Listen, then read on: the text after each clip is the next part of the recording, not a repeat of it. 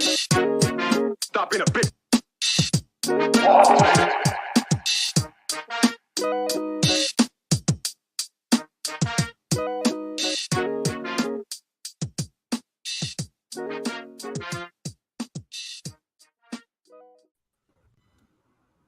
And on this day. Ooh, you have one? Go. No. Ah, dude. Now you curse that. You ruin all Look of at our that. It's opposite of Spooner, bro. Opposite.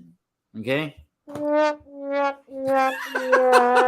Unbelievable. Damn, bro. I was trying to set you up, man. My bad. All right.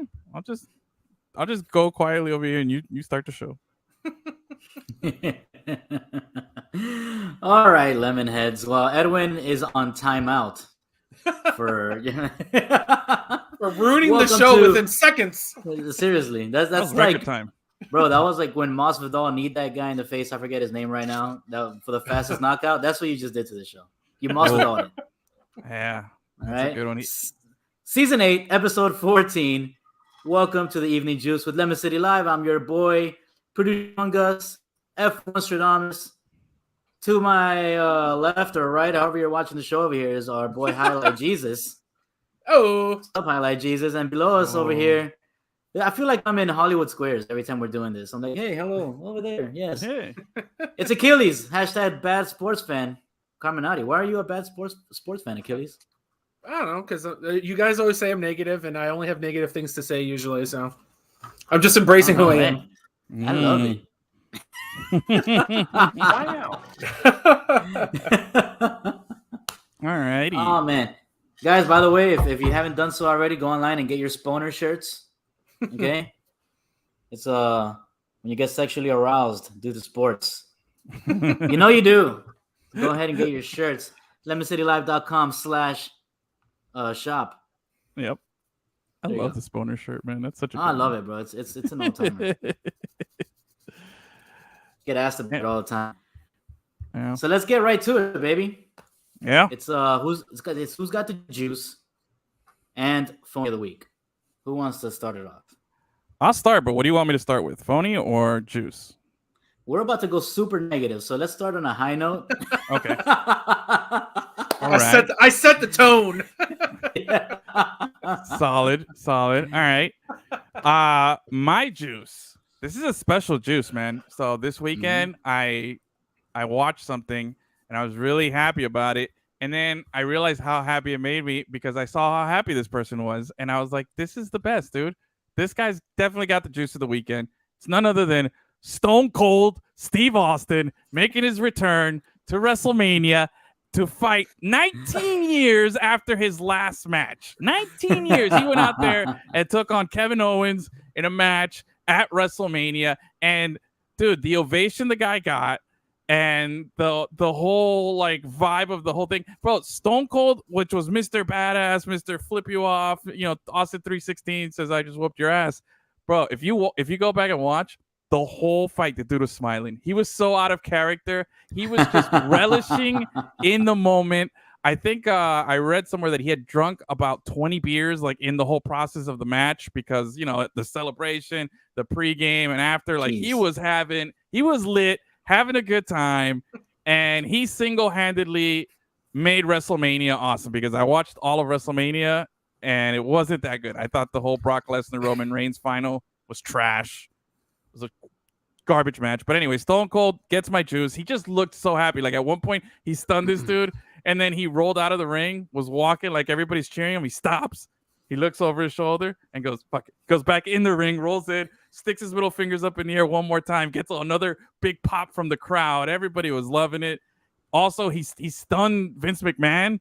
Oh, Vince, I don't care. I don't care how old you are, Vince. If you can't do it, get the fuck out.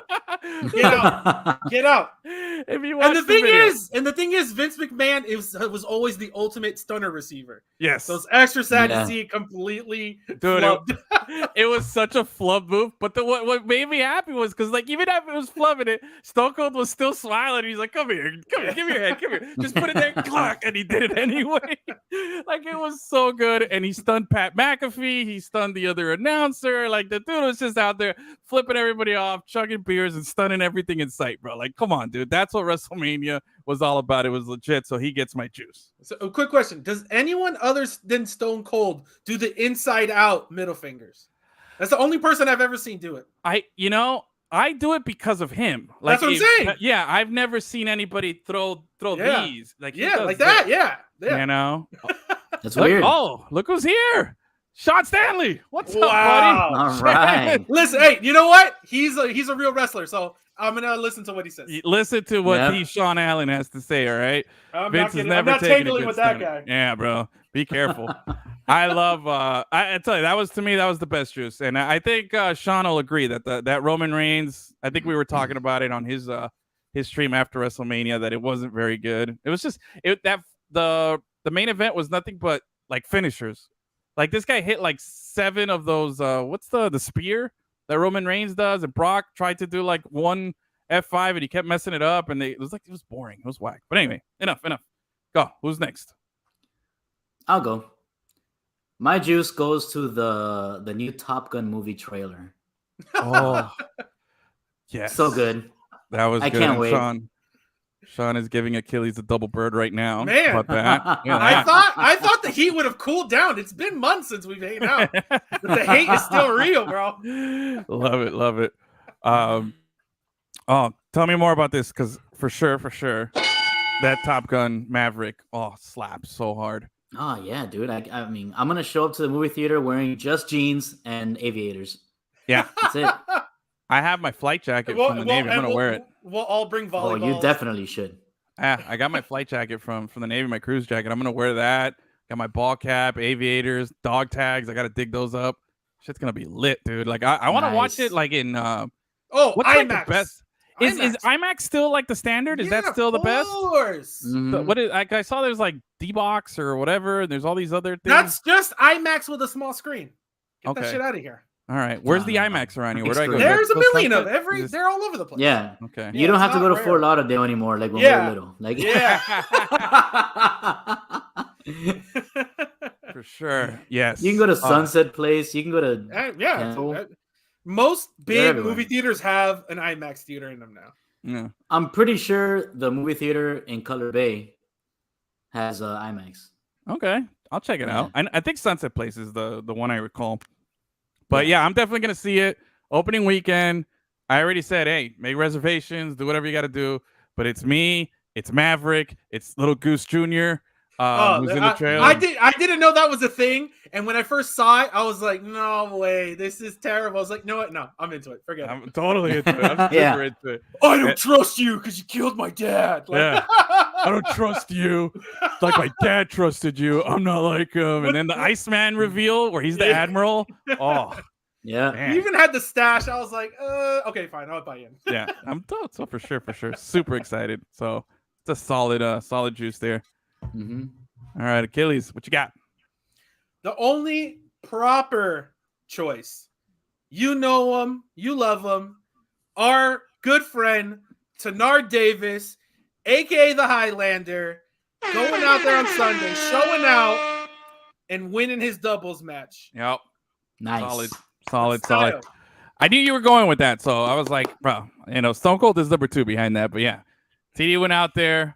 Siesta Cyclones. Siesta Cyclones went 4 for 5 in Battle Courts. They won. Right. He was, and let me tell you, bro, I've watched TD play a lot of High Life.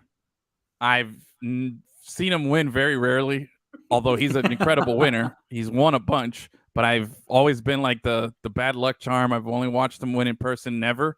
I've seen him win on YouTube.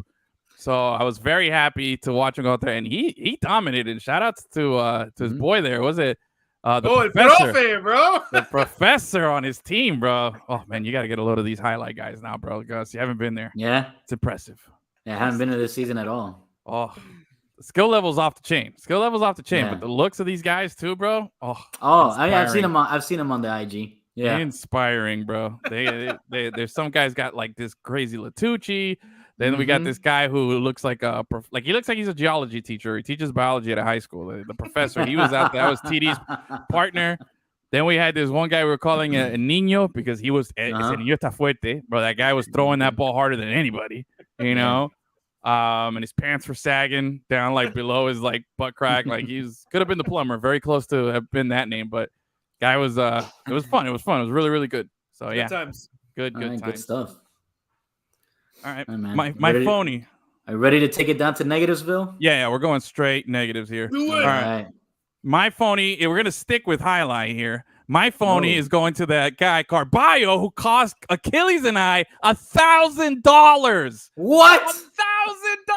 $1,000? No. It was him and El Nino. They both. But Carballo was the one who was the culprit in that match, man. Oh, No. bro. Yes. So Achilles and I show up. First off, Danny and P say, what's up? They were there. Of course they were there. Of course they were there. And so we get to the highlight, and because you know what?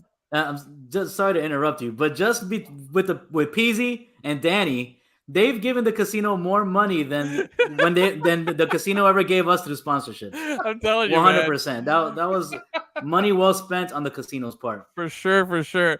So we're at we get there right before the battle court starts, and they have this game where it's like you pick the winners. There's 5 matchups. Pick the winners, and if you win, there's $1,000, right? And I was like, oh, snap. Okay, so we did it. We did our research. We said, what team is TD on? He's on that team. All right, we're picking all his team. He's going for the sweep today. We went 5-0, right?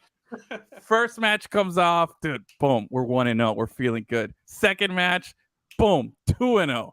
Third match, boom, 3-0. Achilles and I are sitting pretty. And then the doubt started to creep in a little bit because, our history with TD. And I was like, bro, if it goes down to the last game and TD causes us to lose $1,000, he's either going to be the juice or the phony of the week already. So we were like, oh, man, I hope he comes through. And bro, TD did come through, but he was game 5. But in game 4, El Nino and Carballo, who were way better than the other team, they won. It was best of 3, right? So they won the first game easy. Second game, made a bunch of like little dumb mistakes. Like apparently the kryptonite for the team is when the ball just goes bloom, and you just have to catch it softly. Like the little just like, I just got to catch it and then just throw it. No, they couldn't do it. But the crazy plays, the rebote 3 walls, the diving, the jumping on the wall, they were doing everything except the basic stuff. And then they blew a serve. I hadn't seen anybody blow a serve there since the opening day when we first went to highlight. Okay, so they were just doing everything to cause. So they lose the second match, and then in the third match, Carballo in particular had a great day. He won his earlier match, so he won us that. But man, he went in there and was just all over the place. I think the fix was in. I'm calling it. I think TD knew that we had bet and that we had money on the line. And you know what? I'm changing my phony to TD for sabotaging our chance to win $1,000, man. So that's my phony. Why would he do that, bro? Why would he do that? I don't know. He because I tell him the Browns suck and he likes the Titans and I make fun of them all the time. You know what? If he did that, it's probably because you keep texting him in the middle of while he's working. Hey, right, just making him feel included, bro. That's our boy. We can't leave him out there dry. So but he played well. He did play well. But yeah, Carballo, phony. Big phony. Cost me $1,000, dude. Never won anything at any raffle or gamble. Could have been celebrating with $2,000 winners today, bro. Think about that, Gus. Yeah. I thought we split it. Split it, win it. Who cares? We were going home with money, bro. And that's a big deal because nobody in there was picking those 5. Nobody was picking 5-0 to win it like that. You know what I'm saying? So, lost us, man. Could have been a big payday for us. All right. Is it my turn? Achilles, you want to go? My turn? I'll go. Bro, La Liga refs. What are you guys doing, bro? How are you going to give Real Madrid 3 penalties, bro? What do you mean 3 how? of them. That's their whole 3 history. of them. Yeah, I know. Yes, it's terrible. Oh, my God. It's like so in your face. It's so blatant. It's like Putin. Superstars get the calls, bro. Dude, that was beyond. Who was it that... Oh man, maybe it was Vinicius. I don't remember who it was, but this guy gets into the penalty box and he's like overruns the defender, so he makes sure to leave his leg out like this. Yeah. You know what I mean? And then he falls first, and then there's contact. Penalty. Oh my God, get out of here. You like that? Despicable. It's despicable. MLS refs are terrible, but they don't fall for that flopping shit. I can tell you that much. Yeah. Oh, that bad, huh? I didn't see it, but damn. Oh God, bro. I could feel it. I could feel it there. Okay. Yeah. Anything else? Anything else you want to add to your vibe there? Your phone? Oh, Madrid fans, bro. Just enjoy it while it lasts, because these fucking Barcelona youngsters are gonna be all up in your ass. Mbappe or no Mbappe, I don't give a shit. Man, not wrong. I saw that graphic, bro. Since Xavi took over there, they've stepped it up from. Dude, they went to ninth place to second place. Yeah, I mean, Real Madrid had a nice head start, so it's gonna be tough to go all the way to the top. But hey, hell of a run there to get back up there. Madrid needs to lose 3 games in the remaining 7 or whatever there is left. Yeah, it's not gonna happen. You know what I mean? But that's what I'm saying. Enjoy while it lasts, because next season Barcelona's not gonna get off to a slow start like they did this season. Next season. Yeah. Good for you guys. Oh yeah. Actually, I liked it. That's a good phony. Achilles, what you got? A late entry. Oh. One Alex Rodriguez for saying he's from the hoods of Kendall, bro. From the hood of Kendall. Yeah. Oh my God, that guy is the worst. He's the worst, Lord. Bro. Oh. That guy, no self-awareness at all. Nothing doing. I seen the clip. It's making the rounds now. If you haven't seen it, what show was that? Was he on? I don't know. Some show, and he's they ask he's talking about growing up, and what is it? What's the quote? He says, I'm from down here. I was from the hood. Yeah, they asked him, oh, what went into your decision to skip college and go straight from high school to the pros? What made you think you could do that? And he goes, let me start off by when I grew up in the hood in a town called Kendall. And listen, and that's not to say that they didn't have money or he grew up hard. That's not what we're saying here. Yeah. Stop, bro. It's not the same. You can grow up in a lower socioeconomic situation and also not be in the hood. Those two things aren't the same. And you can't say that you're in the hood and then claim that when that's clearly not the hood and you're right next to all the real hoods. You know what I'm saying? That's what I'm saying. It's a slap in the face to all the real hoods. No. Get out of here. Now you're culturally appropriating our hoods with your baloney stories. Go say that in front of Frank Gore and those guys. You know what I mean?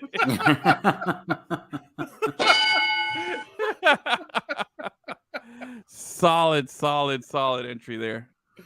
That's a good one. Yeah, I just saw that while I was a couple hours ago, and I was like, oh my God, dude, this guy just no clue, no awareness, no anything. But anyway, all right, good solid juice, good solid phonies.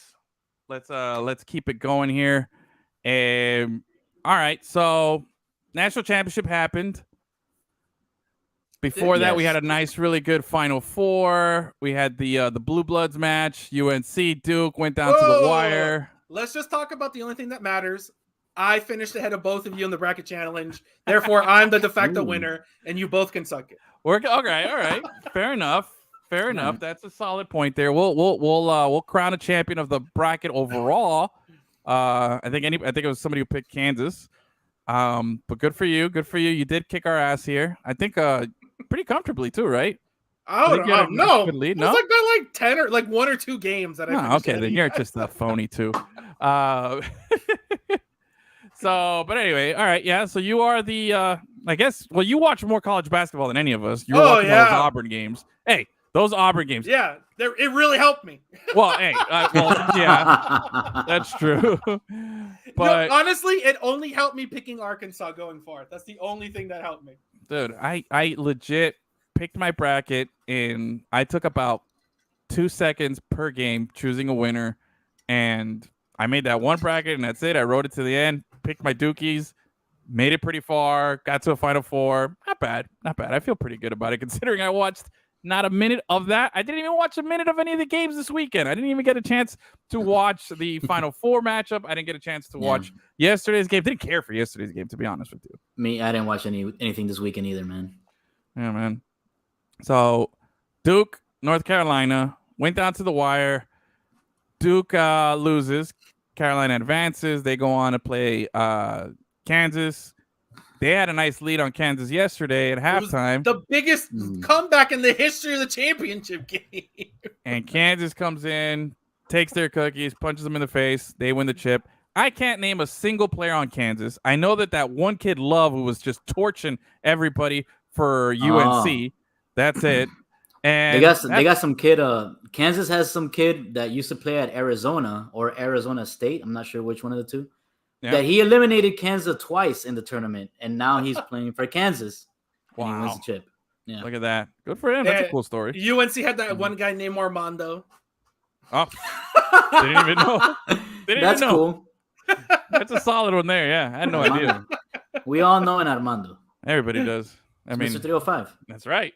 I remember him because in the Final Four game they were talking about him that in the Sweet 16 and the Elite 8 he brought down 20 rebounds in both of those games. That's outrageous. God. Wow. Mondo knows how to grab them boards. But all right. But it got me thinking though. So obviously I'm the Duke guy here, the group. I've been waving the Duke flag. I've been a Duke fan since like the Leitner, Bobby Hurley, Grant Hill days. That's when I first started watching ESPN and they love Duke at ESPN. Like they've always been big Duke fans. They're ESPN to Duke is like what NBC is to Notre Dame. You know how they have like that exclusive rights? Like there's always a Duke game on. There's always Notre Dame game on NBC. Anyway, it got me thinking as I was getting the updates of the game, because I was out Saturday night during the games. As I was getting the updates to the game, as soon as I got the final alert, or actually right before I got the final alert, I think it was like a few seconds before, Achilles down, ding dong, the witch is dead. He's just basking in this Duke hatred, and he's just enjoying every second of it. Now, UNC ended the Coach K's last game at home was a loss to UNC. His last game in the tournament is a loss to UNC. Like this guy, his first loss ever at Duke was a loss to UNC, I think, also as well. So they bookended his ass completely. For real, man. It's a Tar Heel sandwich he'll never get out of his taste. He'll never get out of his mouth, bro. Exactly. Yeah. But as I was watching this, and here again, I'm a super casual fan. I'm not gonna get upset about some North Carolina guy going, "Oh, Duke, they hate you." Nah, I don't care. I just like Duke, man. I like him. You're a front runner. It doesn't matter. No, I'm not a front runner. That's who I was exposed. There was other good teams at that time when I was a kid, and that's the one that appealed to me. I'm telling you, I was just like, all right, because you're a front runner. So if I had gone for North Carolina, I'd be a front runner too, right? No, because they're at least interesting. Get out of here. See, no, that's not about being a front runner. It's about because Duke has that bullshit like the Yankee way. Ooh, look at us. Okay, all right. We do it the right way. Blah blah blah. Fuck. So that's what I wanted to talk about. That's what I wanted to talk about, which is why do we hate certain teams? Because obviously you hate Duke. And you're not even a college basketball guy. Like, I don't consider you like a big UNC. I don't give a shit about UNC. I just want Duke to lose because they're annoying. And see, that's the thing. And I feel like your sentiment is shared by so many people, and it's fascinating to me. Like, why do we really just hate? And I'm trying to think of teams that I enjoy watching lose as much as you maybe enjoyed the Duke or you enjoy other teams losing. It doesn't work for you because you're a front runner. So all the teams that regular people hate, you're like, oh, that's my team. Why do I gotta be? I'm not a front runner. God, bullshit, get out of here, dude. Oh my god. So if anyone here is a front runner, it's you. If any one of us is a front runner, it's you. What are you talking about? Any team with tradition. Edwin's wrapped up. Good to go. Oh, stop. Get out of here. Get out of here. Listen. So, all right. It got me thinking. And then tonight, there's a basketball game. The Lakers are playing out on, I think, the Nuggets tonight. And if they lose and something else happens, then there's only a couple of games left in the basketball season right now. But if the Lakers lose tonight, their season is over. They have no chance. They're out of the play-in game. LeBron, I think there's like two games that need to happen in order for the Lakers to officially be out. I saw because BR betting posted a parlay, a Lakers out of the playoffs parlay. Oh, okay. Yeah. Solid. So with that being said, though, it got me thinking. Like I read that and I found joy in that. Even though I like the Kobe Bryant Lakers in the whole Celtics Lakers rivalry, I've been more of a Lakers guy. Even though Larry Bird was my favorite, player. It's weird, I know, but again, I didn't care. I didn't have that hatred. I was just like, I like this guy. I like this team. Exactly. I was just like, I like everyone, so I'm a winner. Bro, I enjoy good sports, whoever it is. So don't. But anyway, I read that and I enjoyed reading that, the Lakers were going to lose and that they were going to, potentially not make it even to the play-in game. And it got me thinking, damn, I'm feeling like that reading about the Lakers. Achilles is feeling like that as soon as Duke loses. I know, Gus, like you even teased to it with your phony, with the Real Madrid. Anytime something bad happens to Real Madrid, you always mention it on the show. Like you have fun. Exactly. See, so you have this vitriol. We all have this hate inside of us. So that's what I wanted to talk about. And I started thinking about teams and that are convey hatred, in the sports. So the Lakers, Duke, the Yankees, who I know Gus is a big fan of, the Cowboys, right? The Patriots, any team Tom Brady's on, and then I figured when it comes to college basketball, college football, Alabama. I feel like Alabama is the college football version of it. I think they're kind of hated by a lot of these people. Yeah, I'm having all right. They're doing a seance behind me, so I apologize for the you background better not talk noise. shit about those dogs. Yeah, see, he's got some rowdy Bama fans behind me here. I think University of Miami. Georgia fans, bro. I got some. I think the University of Miami. It's Miami in general. Yeah. Good or bad, people will always shit on Miami teams. Period, top to bottom. It doesn't matter. The Miami bias is real. Yeah, but I think if there's a team that personifies the most, what's the most hated Miami team? It's either the Prime Heat or Prime Canes. What's more hated, a Prime Heat team or a Prime Canes team? I think a Prime Canes team because they've won more. So I think people are asking for that program to be shut down. You know what I mean? More than once. Ridiculous. Yeah, it's ridiculous. People hated. I think when everybody hated the Heat was when LeBron was here. I think that's the most that Miami team has ever been hated. But it was just that small window where people really hated the Heat like that. But the residuals have stayed because Heat fans are insufferable. Yes, it has. And the residual has stayed. But anytime the Canes are give me a point for anytime the Canes are good, or anytime they were good, they get hate on them. Yeah. So. Yeah, I think it's a tough thing. But now here's my question though. When the Heat were good with Shaq, I don't think they were hated on as much. I think the LeBron factor is definitely a big reason. And it's crazy because he was here for 4 years. People definitely hated him when he was here for 4 years, and then he's gone. Yeah. And the residual's still here. So his stench is very toxic, no matter where he goes. I think it has more to do with Heat Twitter and Heat fans more than anything, which, fuck everybody. We like our team. Deal with it. Get over yourselves. Because I'm not going to lie. Just like any other team. Just like any other team. Exactly. That's what I'm saying. But then we get heat for it. You know what I mean? Yeah. And everyone's like, oh, stupid cocky Heat fans. Yeah. Now, I'm not going to lie. When I read the story about the Lakers today,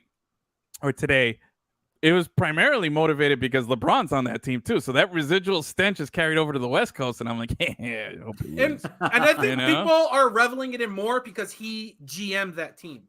Yeah. Yeah. He got rid of all those perfectly good young players. Yep. You know what I mean? Like that team would have been good this year with those guys. If we would have just held on 1 year. But he thinks he fucking knows everything and he's the Jesus and he can do it all. And he trades everyone for a broken down Russell Westbrook. And now they're going to miss a playoffs for the second time under his reign. Now, I totally agree that in the long run, that was the wrong, or, it's obviously looking like that was a bad choice and how it affected the team this season. But it did get him a championship. Like, I think we would do, if we were in that situation, we would all trade whatever future for a championship now in any sport. I think that's the given. Not me. No? When I was a baby sports fan and that Shaq Wade team was put together, even then I knew it was a bullshit team that maybe would win one. And then what happened? They barely win one because Dwayne Wade is a fucking god. And then they were back to being shit. And I don't like that. I'd rather my team build to being good and have a real chance multiple times. You know what I mean? Well, in that team's defense, if Dwayne Wade wouldn't have injured his shoulder in 05, they would have won the chip that season. Again, but it was only him. They just put a bunch of clowns that were just old. I love every time there's like I love how every time there's a Hall of Fame thing, they're like, oh, he notable in the Hall of Fame. It's like, bro, they were here like 1 year.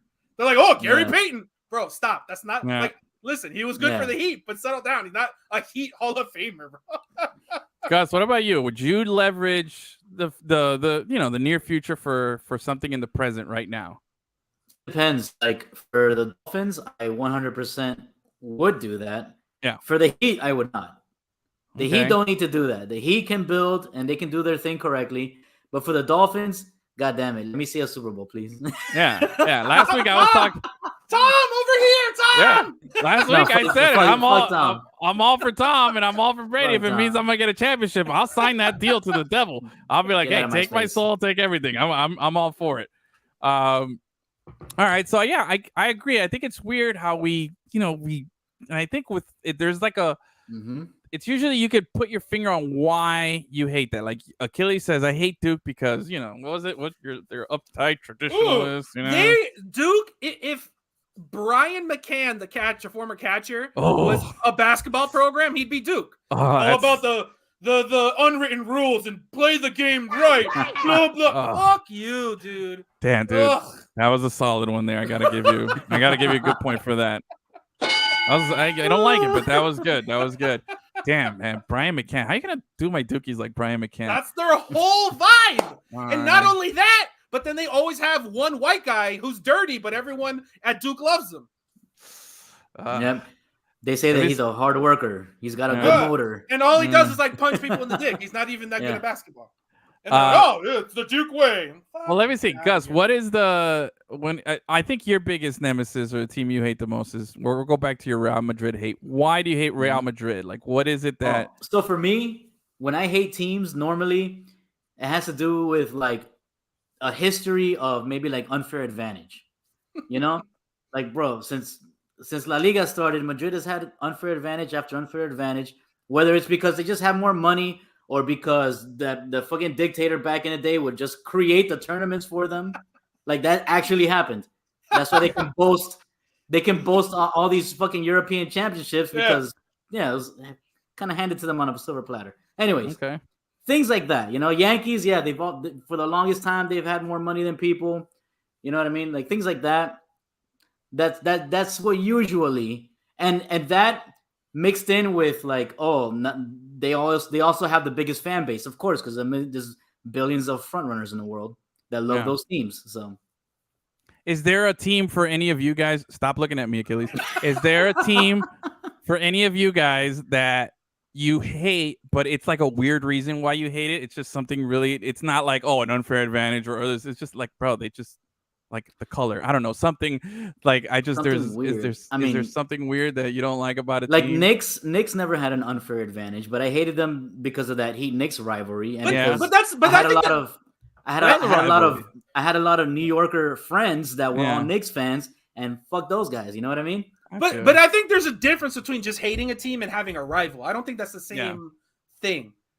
Like, fuck those guys. There we go. There we go. That's how we do it. Like, I obviously hate Alabama, but I don't not respect the team. You know what I mean? Yeah. They're my rival, and it's infuriating that they're always so much better, but I respect that team. You know what I mean?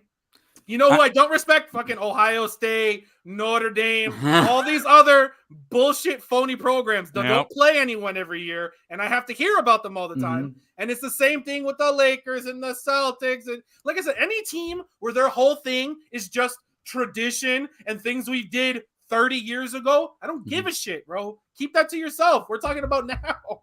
Enough. I think it's funny. I can think of somebody recent that I just hate, and I don't know why I hate them, but I've hated them since the moment they started. And now my hate, they've done stuff that validates my hate for them. But I'll be honest with you, there was a guy that wrestled this weekend at WrestleMania.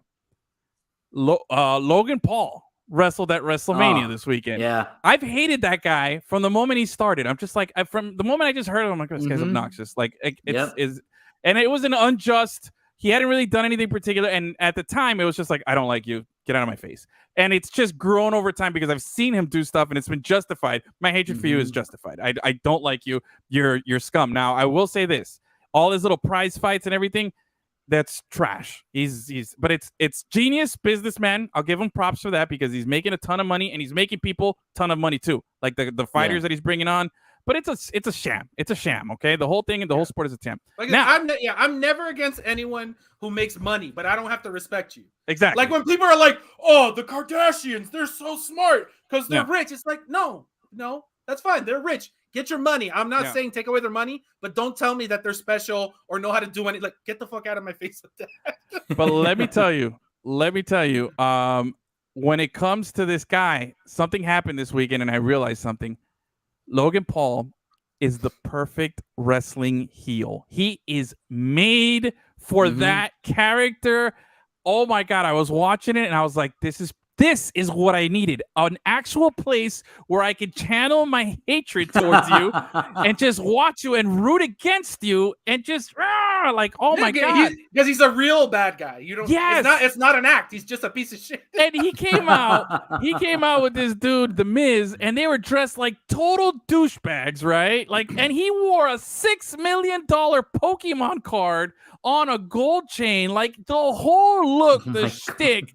You know, he did the Eddie Guerrero frog splash from the top rope on Rey Mysterio. He did Mysterio's signature move. Like, he was stealing the stuff from people. Like, it was perfect. Like, props to him on, like, finally evolving into your final form Pokemon or whatever it is that he is.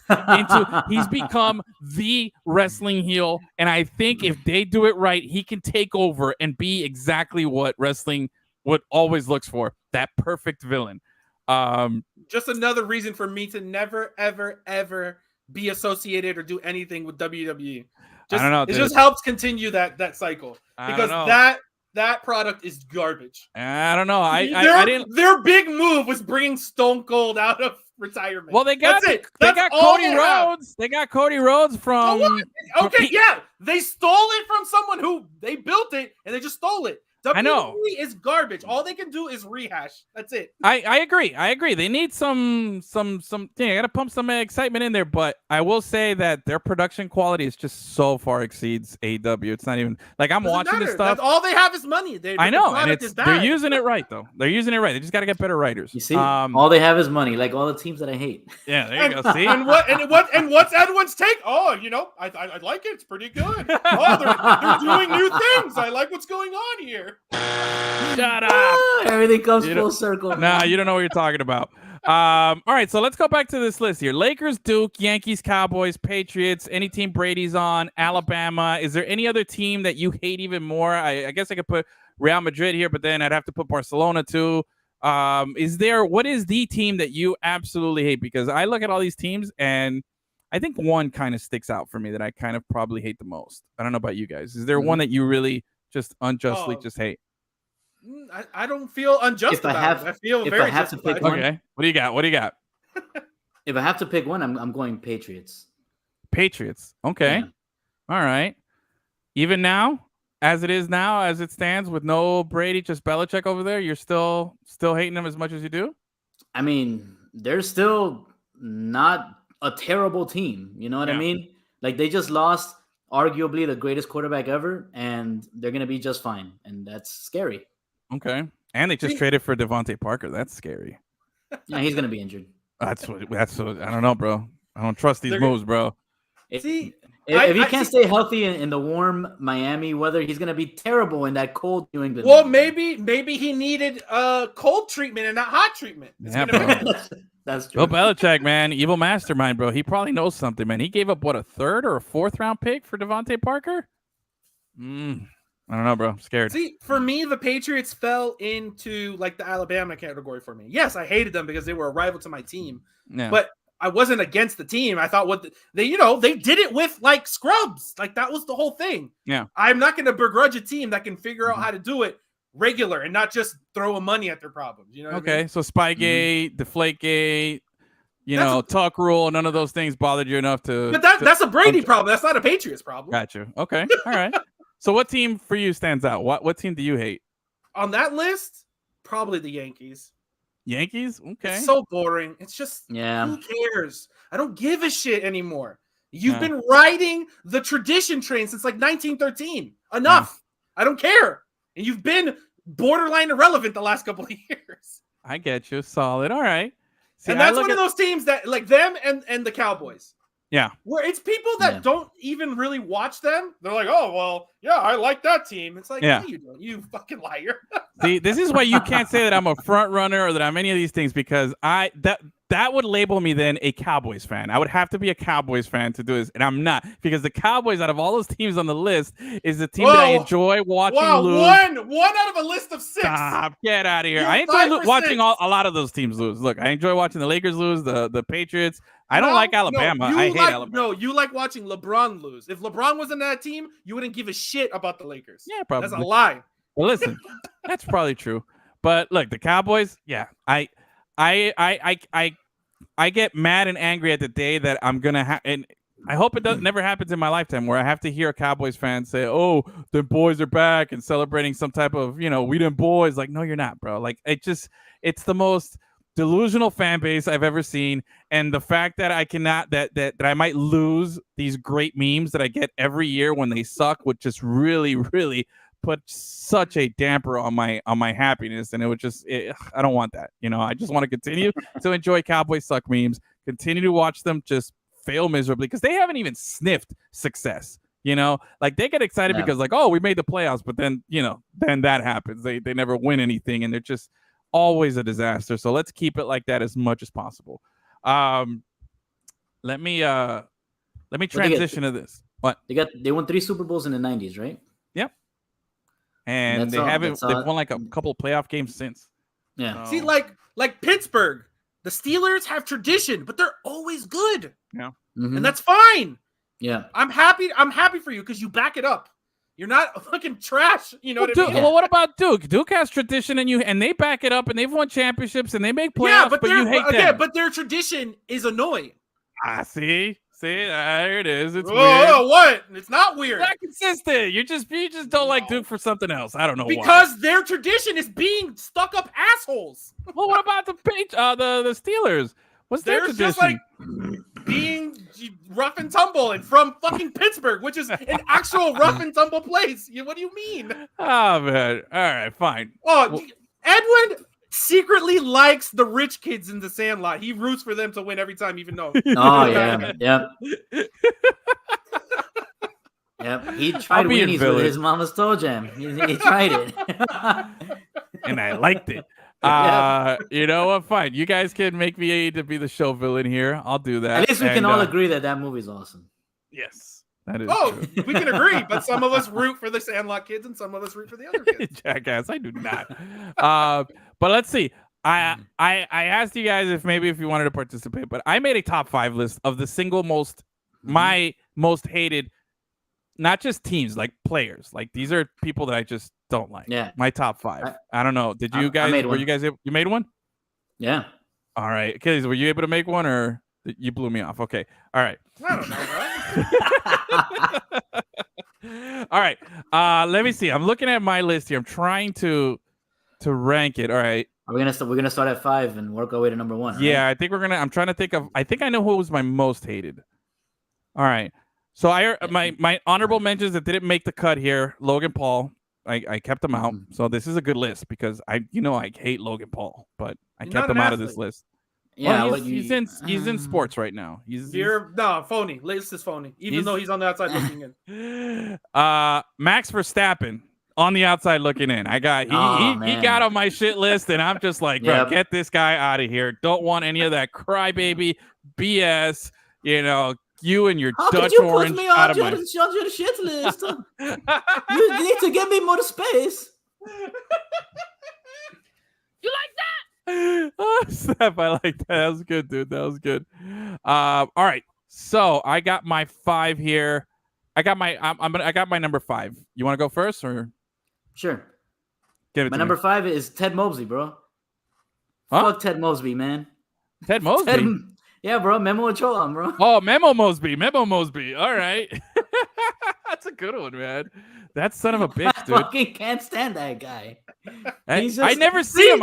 He only appears every 4 years in the World Cup. That's it. It's so weird. There's few people in this world that hate El Tri as much as I do, but that he's one of the guys that I respect because he's legitimately good. And unlike the rest of his teammates, he's not out there just cleaning people and playing like a fucking asshole.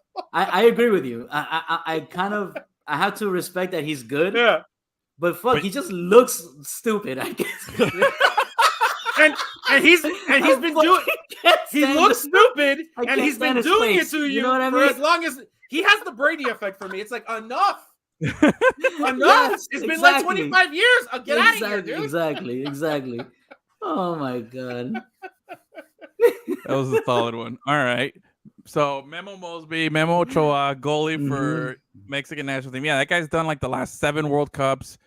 And I don't even know what team he plays for. I've never known what team he plays for. He's just the Mexican national team goalie. That's all I know of the guy.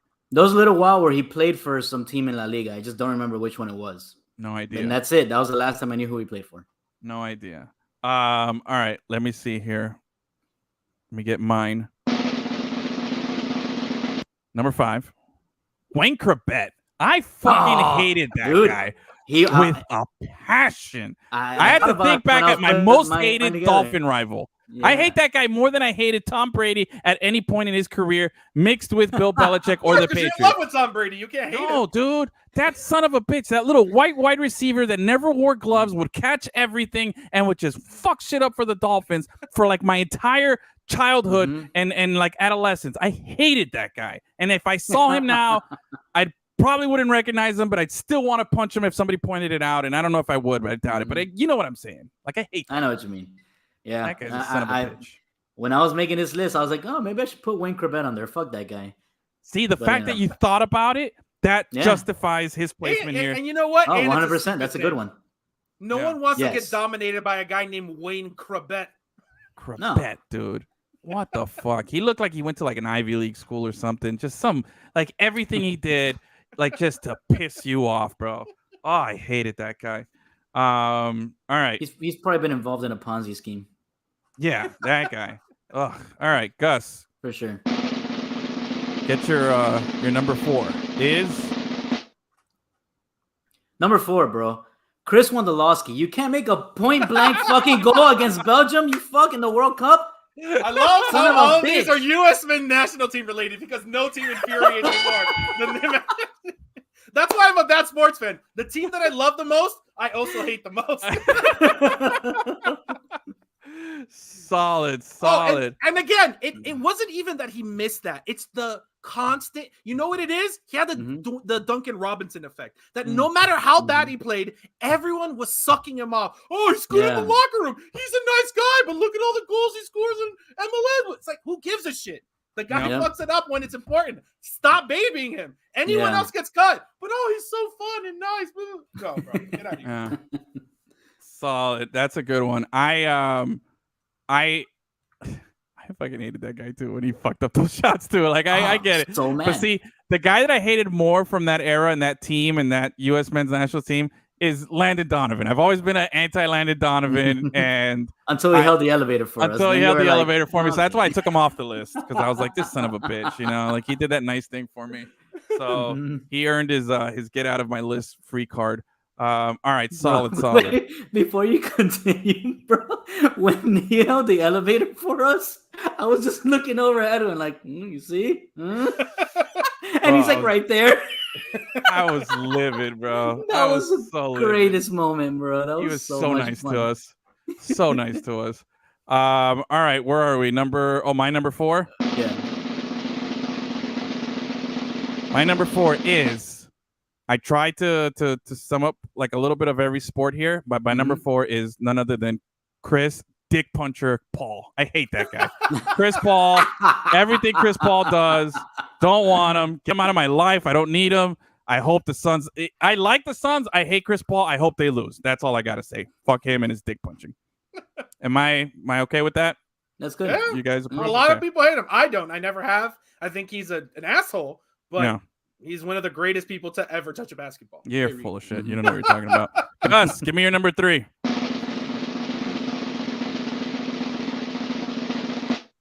Allen Houston, bro. Oh, solid. That's a hyper local one.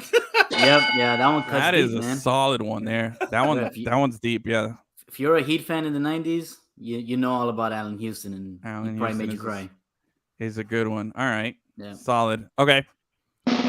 My number 3, sticking with basketball, none other than Cleveland Dwayne Wade. I could not stand Cleveland Dwayne Wade for nothing on this earth. That was the most infuriating piece of shit I've ever seen in my life. Him in that stupid, ugly Cleveland Cavaliers uniform, wearing the number 9, ring chasing over with his buddy LeBron out there, was just the most disgusting, vile thing ever. I called him what did I used to call him instead of Dwayne Wade? I called him Kendrick Perkins or no, West. Like David West. Oh, David West. That's what I used to call him. He's just out there chasing rings, just total fraud, phony. And it took a while when he came back to the Heat for me to like shed that. But that suck and that nastiness. Oh God, bro. I've hated very few NBA players as much as I hated Cleveland Dwayne Wade. So anyway, that's mine. Ugh. I even hated writing it down on my list here. I was just like, oh, I feel dirty writing this. All right, Gus, give me your number 2 most hated. Cristiano Ronaldo. Damn it! I thought I had that one pegged at number 1 for you. Now I'm thrown off completely. I don't know what you're gonna come at me with number 1 here, but that, you know what? That's just I'll give it. Is it pure hate or begrudging hate? No, it's the way that people how Edwin describes how people love Aaron Rodgers. Yeah. You know how people love Aaron Rodgers and whatever. Oh, Aaron Rodgers. I forgot about that. Wait, hold on. Wait, real quick. I just have to say the Heat scored 144 points today. Wow. Damn. Damn. I think they're fixed. Moving on. Yes. God, that's an ass whooping. Yeah, that's why Charlotte. That's why I had to stop. I had to stop to say. Did you see Max just dropped Lonzo Ball to the floor? Yeah, dude. That was great. And how he locked up stupid phony ass Jason Tatum in the game that actually mattered. You know what? Yeah. You know who I hate the most right now? The fucking phony ass Celtics. Enough with that shit, bro. Seriously. Anyway, the way Edwin describes how people fan over Aaron Rodgers, that's how I feel people fan over Cristiano. Yes, he's a great scorer, but like when you're comparing, the Messi Ronaldo stuff, Messi does everything else better, and he scores at a similar rate to Cristiano. So last time we talked about this on the radio, he was on pace to outscore Cristiano Ronaldo. Yeah. I agree. I agree with your hatred for him. I think that's very justified for you. I know you've been, passionately doing that. I will say this though. Cristiano Ronaldo goes to Juve, leads the team in scoring, continues to be a great player. He's gone to Manchester. He's clearly the best player on Manchester. That team is garbage, but he put up a hat trick. He's done stuff. And I have been very, very, very surprised with how bad Lionel Messi has fit in with that team of powerhouses and players over in PSG. Like he's got just a handful of goals there. He hasn't made an impact. I wouldn't say he hasn't made an impact. Like he's leading the league in assists.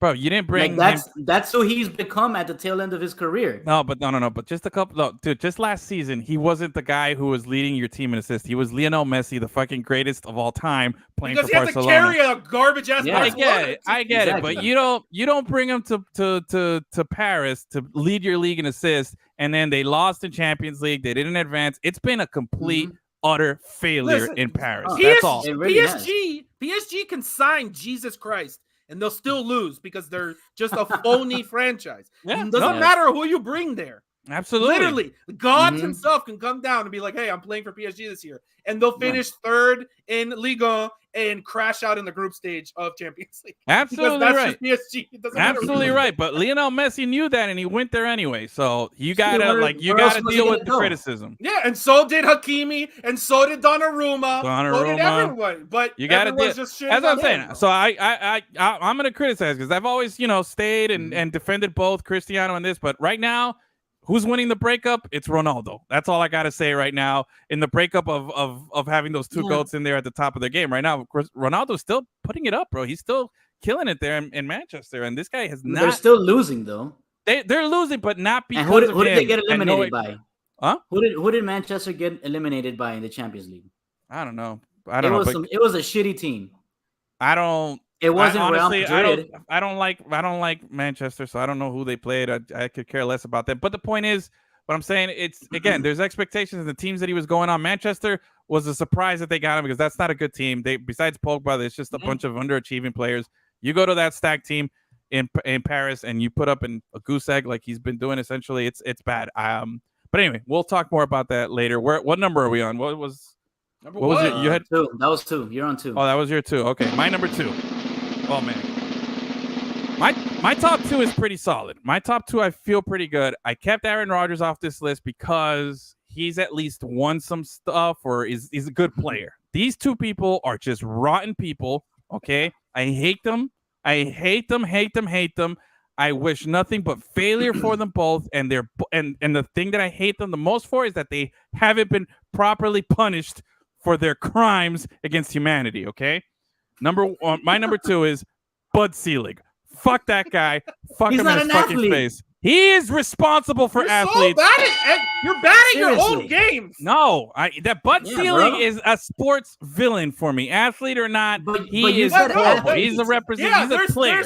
But there's nothing wrong with you saying sports person. That's not the game we were playing. You were asking people to play a game with you about athletes, and you started with Logan Paul, who's a phony, and now you have someone who's not even an athlete.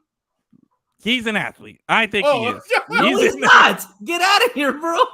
He's responsible for athletic issues, and that guy is my most hated for everything that he does. And the fact that he gets away with everything and nobody cares just drives me absolutely If we were going to play like the game like this, I would have put Bill Belichick in this list. I honestly thought you would. I wouldn't have gotten upset. But anyway. He's not an athlete. I don't know what you're talking about. I see. Apparently you don't. Bill Belichick played. I saw him play at one point. You don't even listen to your self-talk. All right, fine. We'll shift it over. Leave it Bud Selig there. I'll find a replacement. Let's go. Gus, give me your number 1 here. Tom Brady. It's Tom Brady. I don't need a fucking drum. Fuck that guy. Fuck Tom Brady. Okay? Like, he's been the bane of my existence ever since the 90s. Oh, pretty well, almost like 2001. I've just been bored of him. It does feel like the 90s. I've been bored of Tom Brady for 15 years. I don't have a problem saying that he's like maybe the greatest of all time. I've never said anything about him as a football player. Enough. I just don't care. It's so boring. Your greatness doesn't mean anything to me anymore because it's so old. Who gives a shit? Yeah.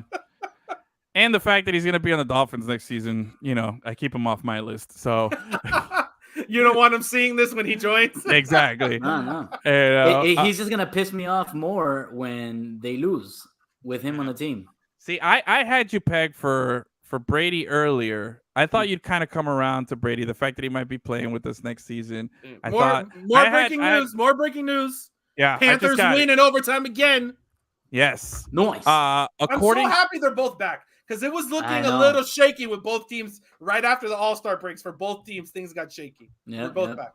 Jonathan had chimed with this earlier while we were doing our list. He said, interlude, Florida Panthers scored 5 straight goals to take a 6-5 lead and ended up winning 7-6. This is the second time they've done this in like the last week, which is insane. That's gross. Wait, didn't they do this like last week? It was that's what I'm saying. It was only the second time in like since I don't know in the last 15 years that a team had done it. So now they were the third time. They just did it for a third time. It's gross. In the last 15 years. It's not even fair anymore. Crazy. Come on, they're so good that they clinched the playoffs in 69 games. That's how good they are. Hey. Nice. All right. Let me give you my number 1 here. Let's go. I hate this guy. I hate him. Everything he does. He's Floyd Mayweather. Floyd Mayweather. The most hated. At least it was an athlete. The most hated. Can't stand that guy. Never fought anybody good. All you Floyd Mayweather apologists that love him, TMT, the money team, you're all a bunch of douchebags. I don't care. You can't like that. You don't know. He's a boxer. He's a defensive boxer. No, he's a fucking cash grab. Good for him. He made a bunch of money. Everyone hates him, but you don't get to say anything about boxing because you love all that fucking Logan Paul shit. No, I don't love the Logan Paul. No. I hate the Logan Paul stuff. I said I like him as a wrestler and as a heel in WWE. I never once said that I like any of his boxing. No, we're gonna go back to the tape. You can go back to the tape. I don't watch it. I watched it. Bullshit! I don't watch it. I don't watch it. I didn't watch it because I wanted to watch it. I watched it because I was like, it's on, and I want to see this guy lose.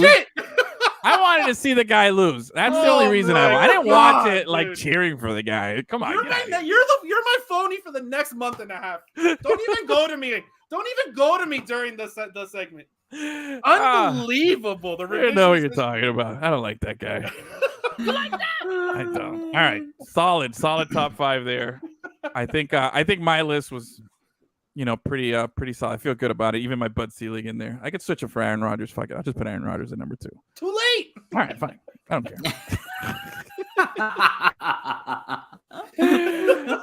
All right. Enough hate, man. Let's get happy by talking about sad shit. Well, no, let's get happy by talking about good stuff. Let's talk about the World Cup here real quick. We'll start winding it down here. Dude, it's it. We had the draw. We're excited. Yeah. Right off the bat, I don't see any group of death, huh? There's no like real. Yeah, there's one that has Spain, Germany. And Japan. Yeah, but so you look at that as the group of death? I don't really care for Japan. Man? I don't think of Japan as like a threat. They're always good every year. You think so? Yeah, they were fantastic in the last one, dude. Okay, all right. I don't recall. I remember Japan being good in 2002, and South Korea was good in 2002. As host countries in that World Cup, but I don't remember them being like. I do think it's hilarious that whole group is like the axis of evil. That is funny.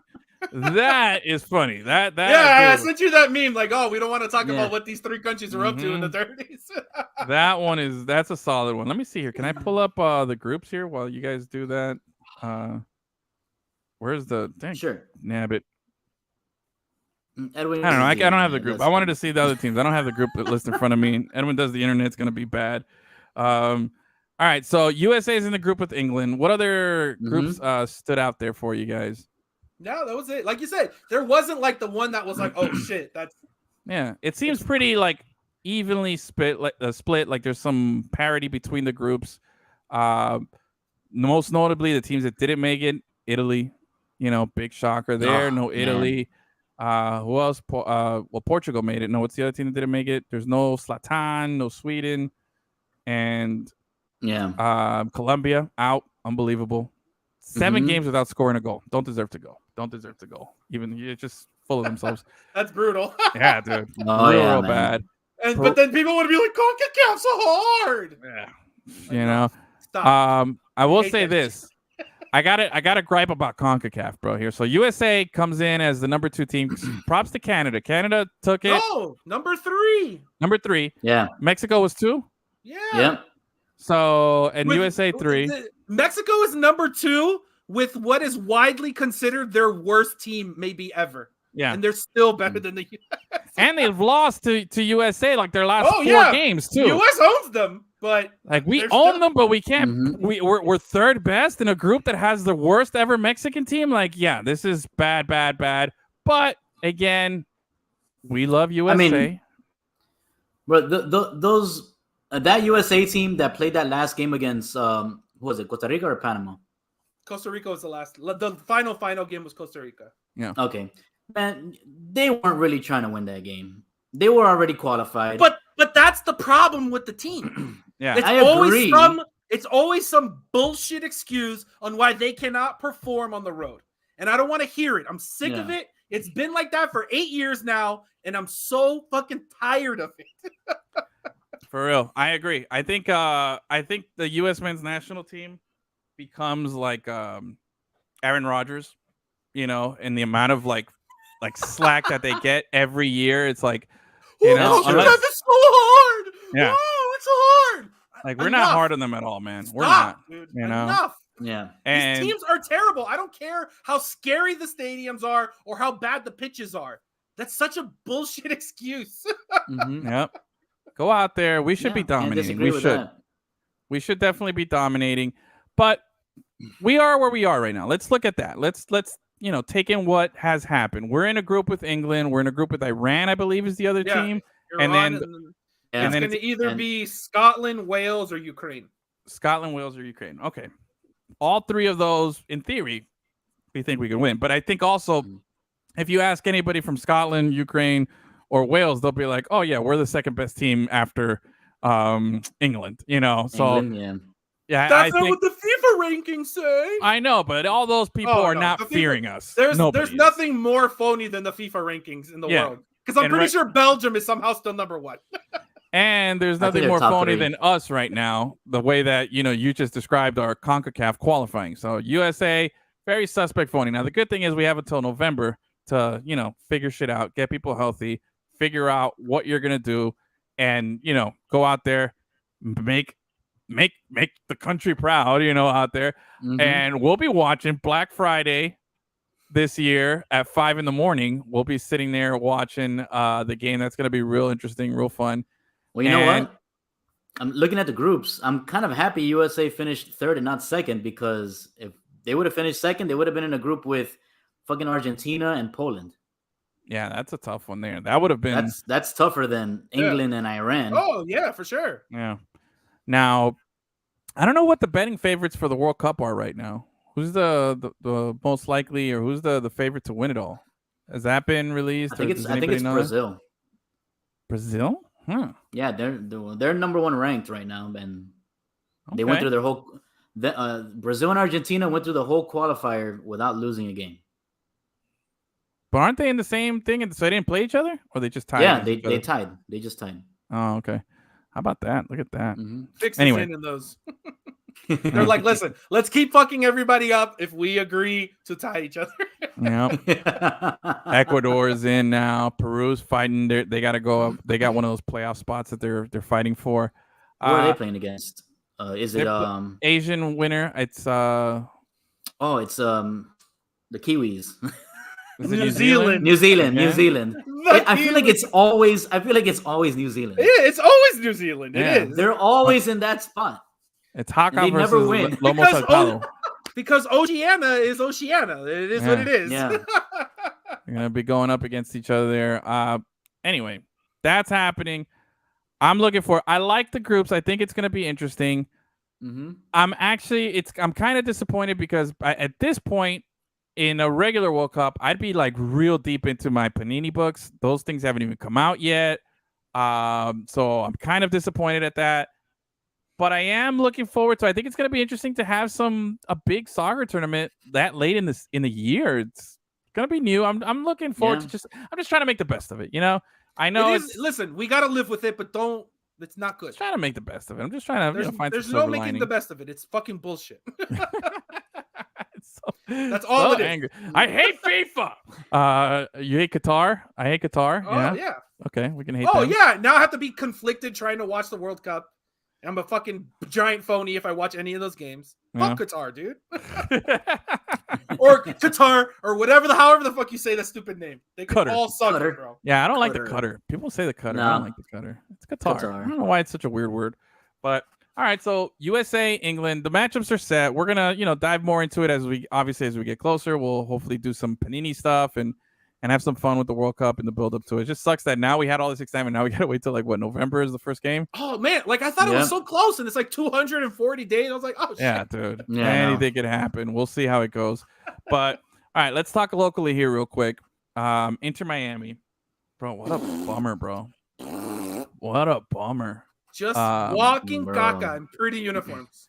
Let me ask you, was this a quote? I was trying to look it up. I didn't have time. Was this a quote from Beckham did he really say that we're building a brand and not a team? I've seen that as a headline for an athletic story. I've never read it, but it always pops up on my Facebook feed. Okay. I wonder, man. Now, this whole thing, Inter Miami is they're not in a funk. They're in whatever's worse than a funk, like dumpster fire. There is something real bad happening up in Fort Lauderdale for Inter Miami. God, that feels so weird to say. Inter Miami up in Fort Lauderdale. Like, why are we doing this? But anyway, that's how about you start there? Yeah, let's Anyway, Inter Miami, I believe Houston had not won a road game in I don't know how long. Sometime in 2020. So I think it was like in the 20s. They had lost their last 20-something road games, and they come in here and shout out to local legend. I'll give him a little props. Yeah. Local Fort Lauderdale striker legend, Fafa Pical, who is out there in Houston scoring 2 goals, including a penalty at Lockhart, at the grounds of Lockhart Stadium, where he used to score for the Strikers. I thought that was really cool. For sure. Very, very cool. Rocking the number 10 for Houston.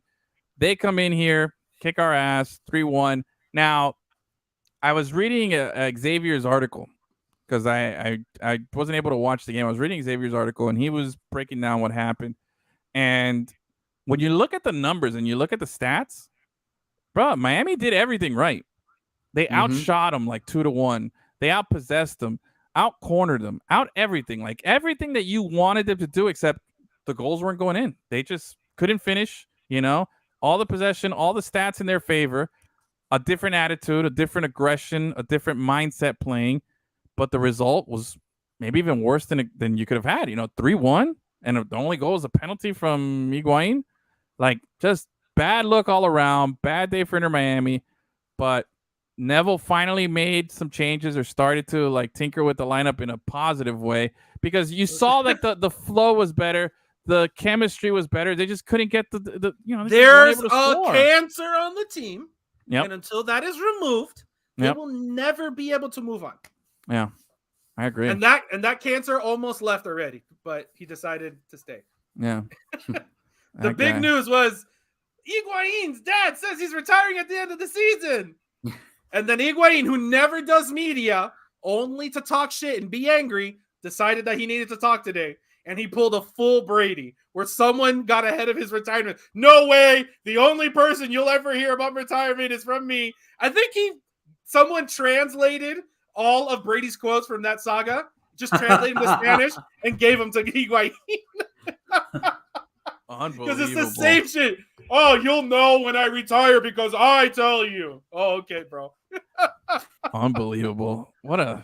And I just wish he would just leave today, because he's so, again, you can be old and just not have it anymore. That's fine. But he's so negative. Yeah. It's so bad for that team and their morale, bro. That, like I said, until they get rid of him, they'll never be able to move on. Yeah. Like, even when they get rid of him, I'm not saying they're going to be good, because they're still going to be cash strapped. But at least the team can move on, and they're not going to have someone just shitting on them 24/7 and fucking lollygagging. You know what I mean? Like, yeah, you're absolutely right. That body language is terrible. The attitude is horrible. Like, there's nothing. Like, even you can't.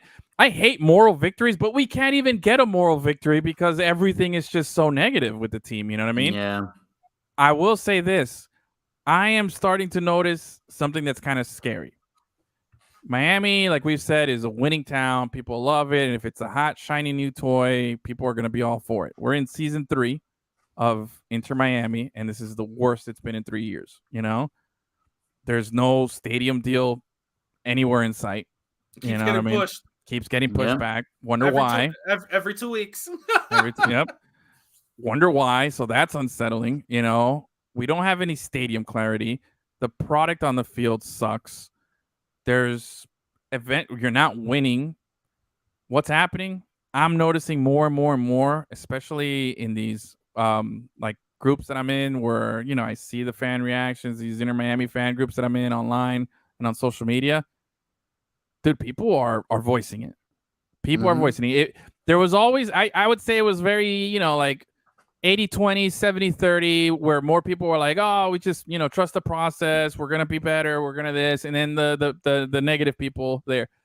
I have seen a shift in the last couple of weeks that's really shifted the scales in the other direction, where I am seeing so much negativity, and criticism of the team from fans, to the point where we're establishing a loser mentality where people are like, well, we're going to lose next week anyway. You know what I mean? And it's like, no optimism. They hate the team. They're mad at Higuain. They're mad at players. These guys are bums. Isn't that?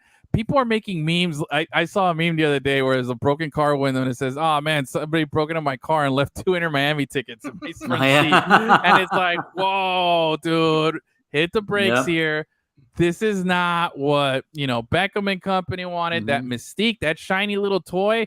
With every loss and every week this season, it gets less and less shiny, more and more dull. People are not excited about driving up there. People are not excited about dealing with the weather here and having to wait till 11 o'clock for a kickoff on a game, a 3-hour delay. You know what I'm saying? Again, that's Mother Nature. You're going to get that wherever you are, Miami or Fort Lauderdale. But again, it doesn't help. It doesn't help the situation. It doesn't help what's brewing down here. People are more fed up. People are more upset, and I'm seeing it, and it's making me kind of just like, whoa, this could get ugly. This could get real ugly if they don't take care of this. I think they panicked and got rid of Diego Alonso way too early. Look what he's doing now, bro. He took Uruguay to the World Cup. A real coach. Yeah. Not Phil Neville, who accomplished nothing anywhere he ever was. Yeah, horrible, that was a bad decision. The thing with Alonso is every player hated him. So I think even if they wanted to keep him, they couldn't. Because as soon as he left, all those players were talking mad shit about him. Everyone from top to bottom. Yeah. So like I said, they were their best in that first year with him. And they weren't his players. He didn't have time to train anyone, and they got hit by COVID, and he still had them being not the worst team. Yeah. And that's a low ass bar to do, bro. Exactly. Come on. That's pathetic now. You can't even beat Cincinnati. You're officially the worst team in a league. Officially. And that's not what Beckham and company had envisioned coming into this situation, coming into this whole project. But that's what happens when you build a brand and not a team. Now, I will say this, though. This is what I was thinking, all right? Maybe you guys have thought about this. Maybe this already made sense. Yeah. But I was like, all right, this team is playing so bad. And it seems like they're not trying to fix it. Like, they're not making the moves. Like, Neville, every week, we're, like, scratching our heads. Like, why is he starting this lineup? What you just said, why did we get rid of Diego Alonso, right?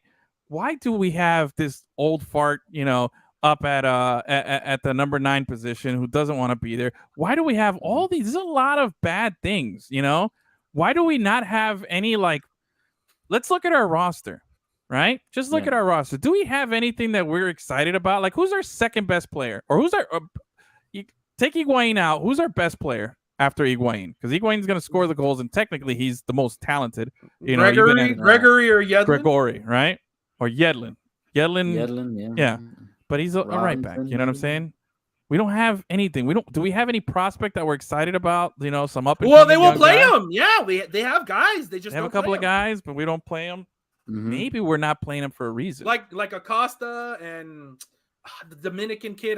His name escapes me. Those two kids. Conrad De La Fuente. No, they're both really good. He's Haitian. Yeah. But they have young players, but they choose to play fucking Ariel Lassiter and just made up guys that no one cares about. It's like, if you're gonna be bad, at least throw someone out there who might develop into something, bro. Which leads me to why I was sitting there looking at this chart and I was trying to connect all these dots, and I'm trying to think of why it feels like this is self-sabotage at this point, Like, we were so distracted by what was in front of us, which was the shiny toy. Here's the team. Here's what we're going to do. Excitement. We're going to be great. We're going to do all this stuff. And people are buying it. And we have been duped. But maybe have we been duped, or is this part of a bigger picture thing here? And this is what I was thinking. Like, you don't play the young guys. You don't play you have no future. Your present sucks. Maybe this is all just a long play. Could these guys be so clever enough Okay, No, that wrong. this is Already wrong. Already done. Shush. No, let me it's finish. already over. Let me It's finish. Let me finish. All right. Could these guys be so smart that they're doing a long play, right? Where they're just like, hey, we're just gonna go through the motions, just leave everything in a bit of chaos. We're not gonna really focus because we don't want things to develop that can hamper our our vision for this long play. Think about when like Pat Riley and What's the the Heat, long play? I'm telling you, when Pat Oh my Riley and God! the Heat were dumping players and tanking because they knew they were going to go after LeBron and they knew they were going to go after Bosh and build that, the big three down here. You know what I'm saying? And everybody's like, why are we sucking so bad? It was on purpose. Maybe we have officially gone into this because we are all in for a guy like your boy, Lionel Messi, who's sucking it up right now in Paris. His boy, what's Suarez? God, what's his first name? I'm forgetting his first name. Luis Suarez. Luis Suarez. Could not remember. Luis Suarez. And I heard most recently another one of his little Barcelona boys is on board. I don't know if it was Busquets, I think is the one I heard, is now like lassoed into the Suarez, Busquets, and Messi. That's not a conspiracy theory. People have been saying that since the team was incepted, dude. Yeah, they've been saying that. And we're always going to say that. A part of that was cheating and losing $4 million? Bro, what are you saying? What I'm saying is when we started this team, the mold was we were trying to be like Atlanta. We weren't going to be like these teams. We weren't going to come in here and fill it up with guys, with these big stars, even though we wanted to. That's exactly what they did. But this is what, listen, bro. But what I'm saying was what we were being fed with the shiny toy was we were going to build. We were going to get Diego Alonso. We got this Henderson to be the GM. We had all these pieces because we were trying to mimic what was successful in MLS, which was Atlanta, that Atlanta framework for a team, build up some guys, get some South American guys. We had what was the kid? We got a couple of kids from Argentina the first season. Yeah, that one kid from Boca Juniors. Was it Boca? One of those teams. Yeah, we had a couple of those young guys. Carranza, I think was his name. We had some of these guys. We were being fed this, but bro, we moved off those pieces real quick. You know what I'm saying? We don't have any long-term investment in anybody. But that's because they cheated to get Matuidi and Higuain, and that collapsed. It's not a genius plan. That's being shitty. Hey, I'm just saying, maybe they're in the midst of their shitty. They're like, all right, maybe let's go back to plan A. So they're punting to bring in more old guys, which was the plan the whole time anyway. That's not a conspiracy theory. That's literally what they've been doing since day one. Gus, what do you think here, Gus? Because I feel like Achilles is just I'm number one on his most hated list. Oh, for sure. So my most hated athlete is Edwin Garcia.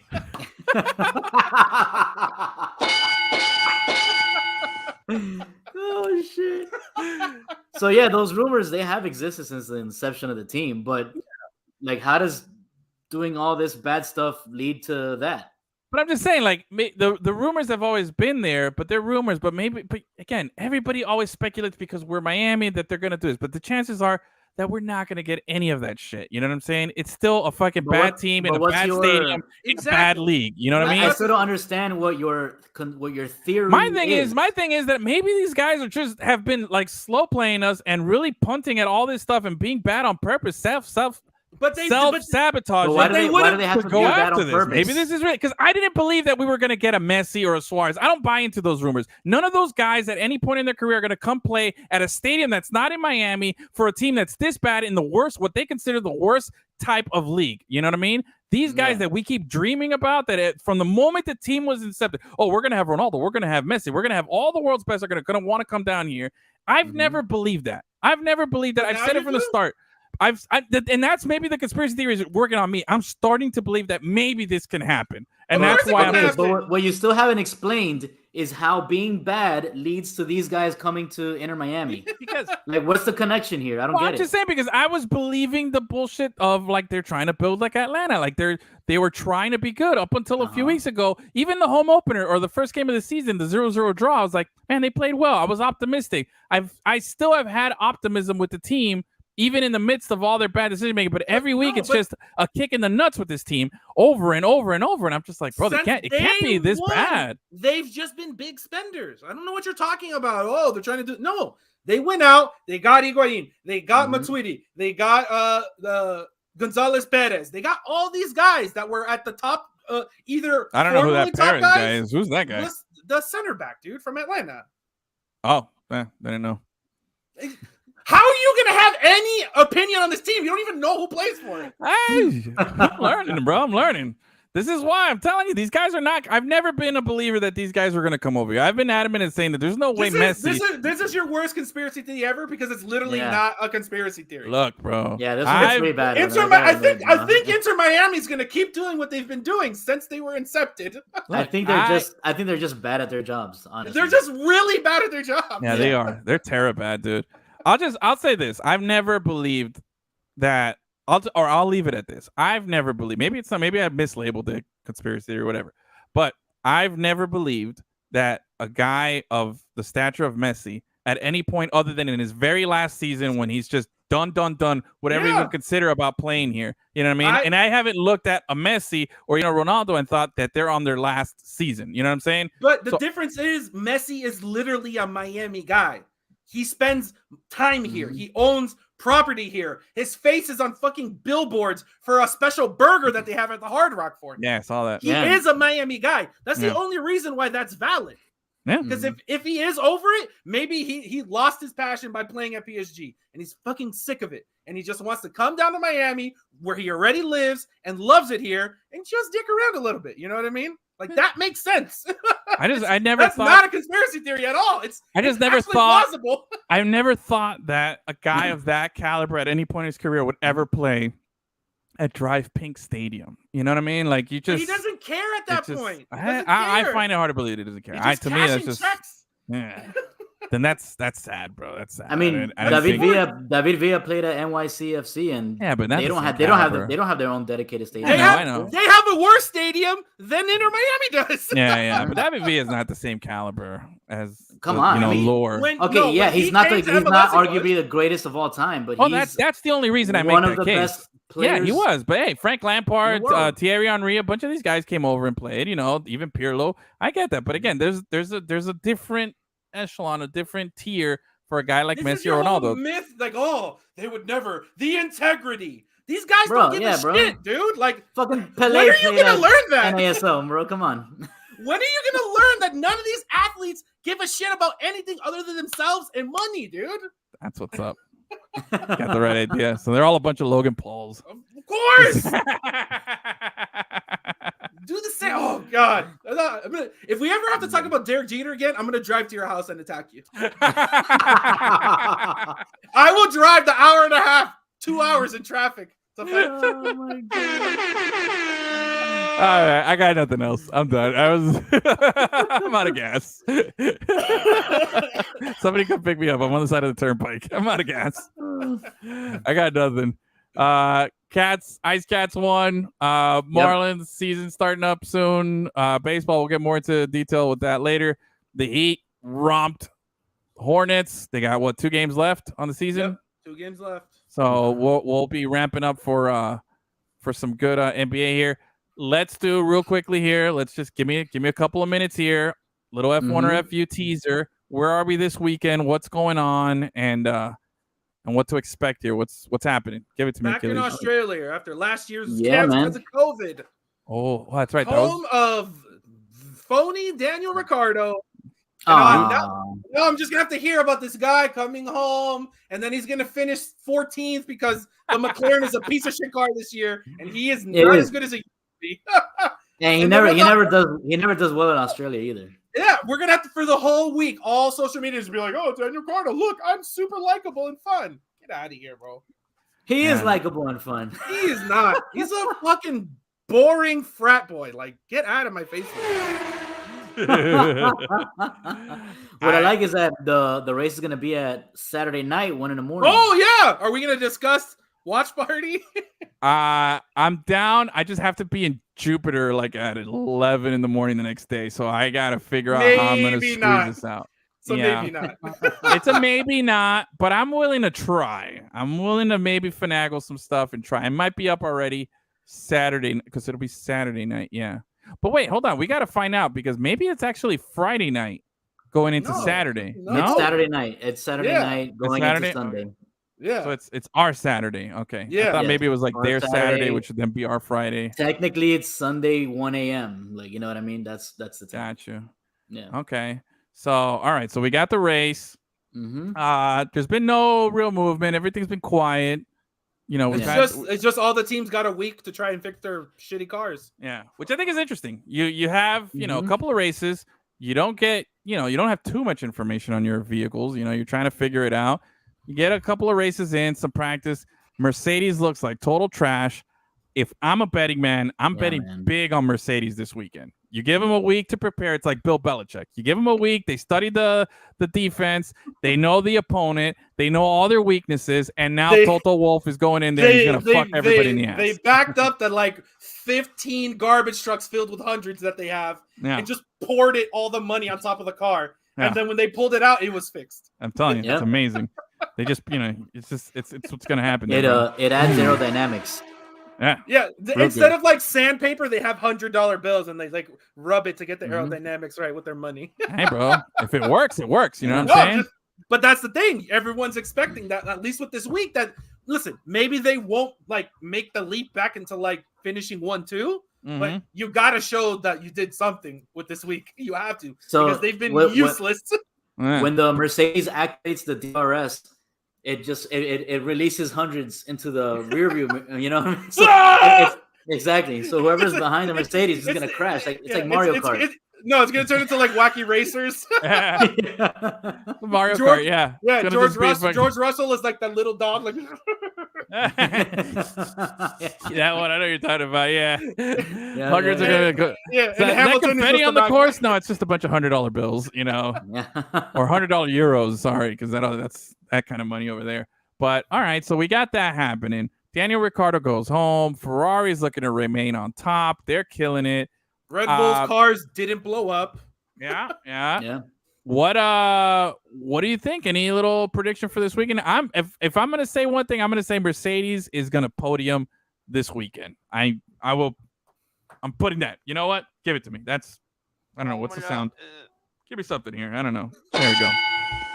Mercedes to podium this weekend. That's my prediction. They podiumed them in the first race. It's not. They're gonna podium this weekend. After we've been trashing them and they've been trashing themselves. So you're predicting 2 cars in the front are gonna die again, or just be out of the race, because that's literally the only way that's gonna happen. So we'll see. I think Mercedes is gonna put it together. It's Bill Belichick on a bye week. Not gonna bet against. I wouldn't be surprised if while Mercedes is figuring out their car issues, their strategy is to just not push as hard as you can. Just sort of like wait till something bad happens, and then that's your opportunity to get closer to the front of the pack. But the problem is, Ferrari has shown no signs of having any issues with their car at all. And then after the disaster of losing both their cars, Red Bull goes and wins a race. And the only reason they didn't go 1-2 or 1-3 was because of a weird thing that happened with a pit stop and a crash. And a yellow flag. So to me, sorry, Mercedes. I just want them to not look, instead of being 40 seconds off first place, cut it to 30 to 25. Well, this is and they'll be like, all right, they're on their way, bro. They're getting back in the game. There's a difference between you and I. I am a man of challenge. You are a man. Go out there. You're a man of front running. I make bold predictions here. All right, Edwin, who's gonna podium for Mercedes? Is it gonna be Hamilton or Russell? Hey, bro, you're F1 Stradamus. You know that stuff. All I'm saying is Mercedes will podium. One of 2 drivers in a field that includes 6 people. Between Ferrari, Red Bull, and them. I'm saying they're gonna take one of those spots. Very bold of you. Very bold. None of you guys thought of it. Any chance Haas gets points against this week? Haas will get points. Oh, there you go. See, this is the kind of stuff that I want. I want some bold, take some Magnussen has finished top 10 in both races. Okay. And the only reason Mick Schumacher did it is because he almost died. All right. So, again, remember, Mercedes is not the only team that got to study everything for 2 weeks or for an extra week here. You know what I'm saying? Yeah. everybody else is realizing, hey, what the hell's going on here? Are we going to let Haas, who didn't even score a point last season, continue to get points? You're telling me 3 weeks in a row of Haas getting points? Schumacher's going to get points. How about that? Whoa! He finished 10 for sure. He almost did it. He almost did it the Mm-hmm. first race, and then he almost died. Like, he's been racing great.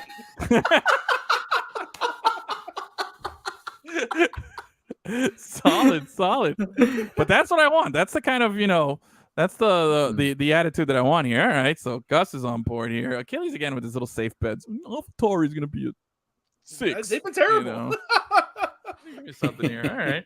So, but again, I do think that as much as Bill Belichick on a bye with Mercedes, that comparison, I also think, hey, let's, Red Bulls, Ferrari, and all these other teams are doing the same thing. They're going to make their adjustments. They're going to get better. But that's what I'm saying. Everyone's making adjustments. Yeah. I just think that Mercedes will be able to do a little more, and they'll be better, but that doesn't mean that they're going to be back in the title fight. That's what I'm saying. I'm thinking that they will be better, but the only way they're going to podium is if other things that happen, not because they're better. Well, we'll see. We'll find out. In Australia, where's Sydney? That's where they're at? Sure. Melbourne, I think. Sure. Nope. Oh, Melbourne. Perth, I don't know. Those are the three cities that I know. Yeah, that's about all I know. It's the Melbourne. It's the Melbourne Grand Prix. So yeah. Oh, okay. Melbourne. I don't know any other city in Australia. That's like Perth. Perth is a good one. I would have remembered Melbourne because that's where they do the Australian Queensland. Sure. Oh no, that's you can make up a city. I'll be like, oh yeah, sure. Yeah, makes sense. Sounds right. All right, there you go. We just gave you some good. Oh, there we go. Some good effort. That's such a good sound, right? Nice. Like it is a good sound. Oh, so good. Anyway, all right. That'll conclude that'll conclude our F1 or FU, and I think we can put a bow on the whole show right now, man. I'm good. You guys made fun of me. We talked a lot about hate. I even got some wrestling talk in there. I'd say it was, and we got F1 or FU. I think it was a success today. I think our first ever hate speech segment went really well. What do you think?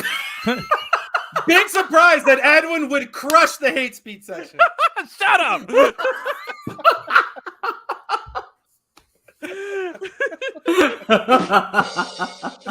Yeah, what a hater, bro. But that was a good one.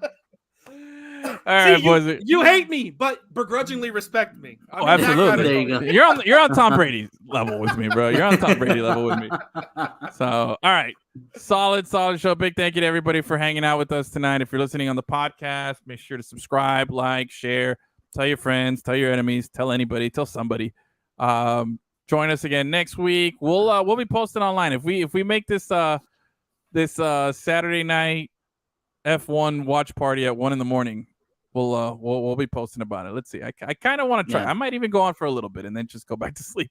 But I want to see if we can do it. If we can stay awake for the whole race, just talking shit, and see. That'll be unlike anything anyone else has ever done. So, all right. Yep. Enjoy the rest of your week, guys, and we'll be back next weekend. Any last words, guys? Adios. All right. Phony.